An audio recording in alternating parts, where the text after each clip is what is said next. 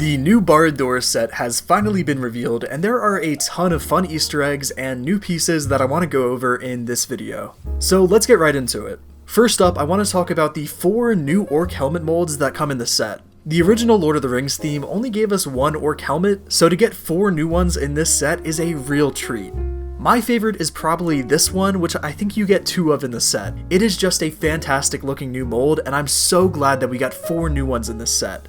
They all come in pearl dark gray and match really well to what we see in the movies. And on the topic of armor, we're also getting a brand new, highly detailed print on this orc's breastplate. The new print looks great, and I can imagine a ton of different uses you could find for this piece. And the orc that's wearing it is actually Gothmog, and it's our first time getting him as a minifigure. They absolutely nailed the face print here, and this figure just looks great. I'm really curious to see if he has a unique torso under that breastplate, but I imagine it's probably the same as the other orc, but who knows. I am so glad that they decided to make this orc, as we've seen some people make customs of him in the past, but this official fig just looks so perfect. Back to the face print, this actually brings me on to my next favorite thing about the set. We get a new style of eyes for pretty much all of the orcs in the set, and Gollum for that matter. I just really love this new graphic design style that they used here, and it feels more consistent across the different characters in the set, with my favorite example probably being Gollum. Comparing Gollum to the cartoonish one that we got in the past, it's just really night and day. I really prefer the new print we got here. I could maybe see someone liking the old Gollum, but to be honest, I think this new one is just leagues better. Okay, so moving away from the minifigures from a moment, let's take a look at the scale of the set. According to LEGO.com, the set comes up to a height of 32.5 inches, which is ridiculously tall, but it's not quite as tall as I was expecting.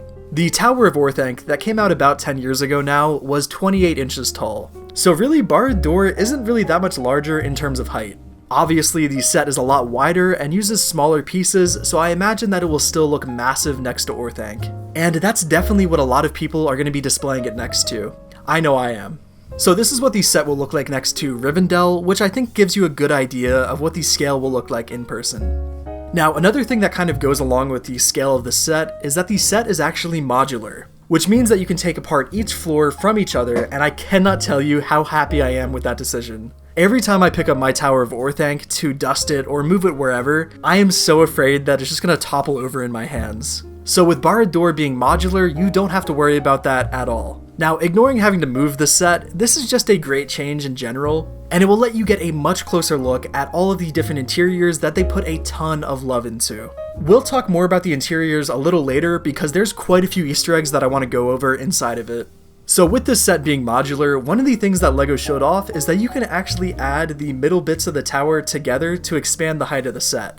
Now, I think this is kind of a funny idea, but I don't think LEGO actually sees this as a selling point for the set. And I'm sure it was mostly a joke. I mean, if you want to buy multiples of the set to do this, you could probably do it, but I don't know why you would. It doesn't really look that impressive. I guess you could order parts on Bricklink to kind of make your own mock and expand the tower up, which I think is probably a cool idea, and if I was going to do something like that, that's probably the route that I would go. Now next, I want to talk a little bit more about the scale of the tower. It looks almost like micro scale in certain areas, like for example right here in the middle, it just seems like it's lacking a little bit of detail. But I don't know, maybe I'm wrong, let me know what you all think because it's kind of thrown me for a loop here. It doesn't look bad by any means, don't get me wrong, it just feels slightly off and I can't really explain it. Anyways, next up, there are a few more things I'd like to mention about the minifigures before we take a look at the interior. So the mouth of Sauron here looks fantastic, and at first I thought it was a direct copy of the one that we got in the original theme. But the robes on the torso and legs are slightly different and are definitely a bit more detailed. And the same goes for the helmet. I really thought that they brought back the old mold, but no, this one is actually new, and it has a much sharper design when compared with the original. This is a great change in my opinion, and I'm really happy that more people will be able to get this minifigure because the original is stupidly expensive. Okay, and now, here we have the brand new Sauron minifigure for the very first time. They knocked it right out of the park with this fig. The printing on the torso and legs looks wonderful with some nicely detailed chainmail. And of course, the new armor for Sauron is pretty much as good as it gets for minifigures. You get a new shoulder piece for him that gives him a little bit of extra height, and the helmet obviously just looks insane. Below the helmet, we get a new face print with some fiery looking eyes. I just love this figure. It's easily one of the best from this set, and dare I say it, it might be the best minifigure of the year so far. I cannot imagine LEGO releasing anything better than this. You get new armor prints, new armor molds. I mean, it's just basically the perfect minifigure. Now, I do understand that some people would have liked to see him get the longer legs from the Avatar sets, but I think those just look way too goofy to work here. Long legs would definitely be more accurate, but they just don't look very good to my eye. I'm glad they went with the normal ones here. Okay, so next I'd like to talk about probably my least favorite thing about the minifigures.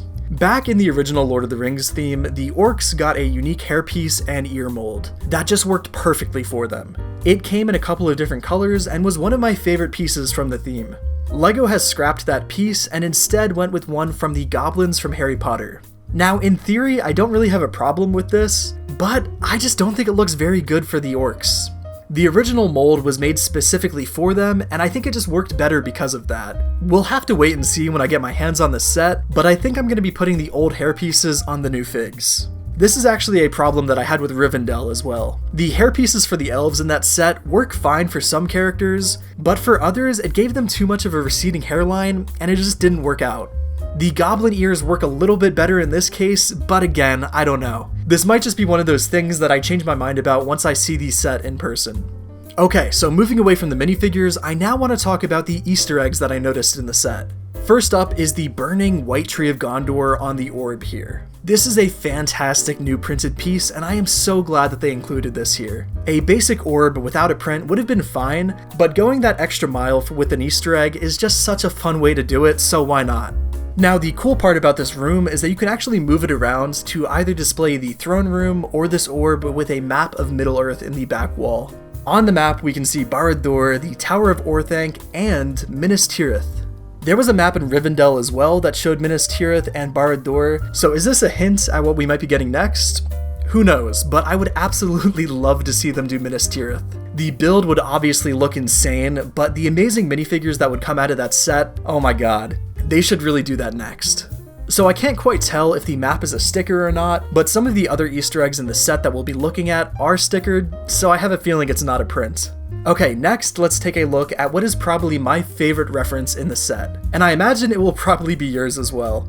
Down in the orc kitchen/dining hall, we get a nice table with food and bones alike. And on the back wall, we can see that meat's back on the menu. This is such a fun way to reference one of the most quoted lines from the movies. And they did it in such a classic LEGO humor way. Like, I could imagine them doing this exact same joke in one of the old LEGO video games from the 2000s. So big kudos to the graphic designer that came up with that one.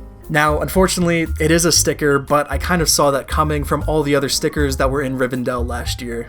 So quickly, before we take a look at the final Easter egg in the set that I noticed, I'd like to take a little look at some of the other details in the interior of the set. We'll start here on the bottom floor where we can see an orc forge with some weapons and more of that new orc armor. On the left side, we've got a pool of lava and a skeleton in jail just above it. This whole bottom floor just looks fantastic, and it might be one of my favorites from the set. Moving up a bit to this room, we've got a portrait of Sauron with the One Ring, again stickered unfortunately, but again, we saw that coming. Another stickered element that I thought was worth mentioning is this hidden parchment here that has some drawings of the Rings of Power. This little hidden compartment is right next to the orc kitchen. And at the very top of the tower, we have the Eye of Sauron, obviously, but we also get a light brick just behind it that you can shine towards the eye, which honestly was probably a needed inclusion in this set. Finally, the very last Easter egg that I noticed was another piece of parchment that is in reference to the iconic One Ring to Rule Them All poem. And that's 10 things that you might have missed in the new BARAD-DûR set. I am super excited for this set to come out, and I will most likely be posting a couple of videos about it once I get my hands on it next month. And as always, thank you so much for watching.